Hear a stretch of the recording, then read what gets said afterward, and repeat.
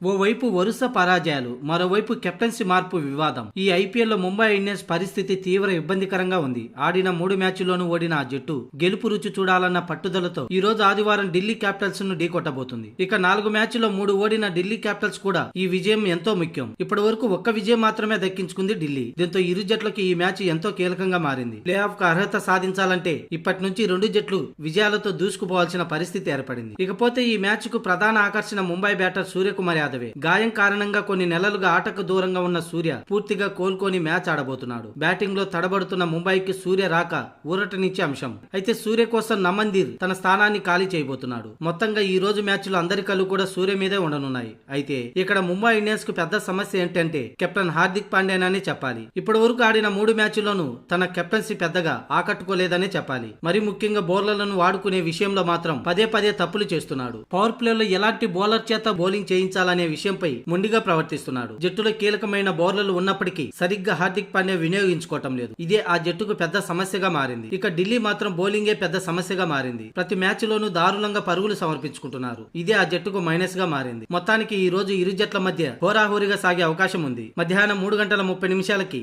వాంకిడే stadium వేదికగా ఈ match జరగనుంది.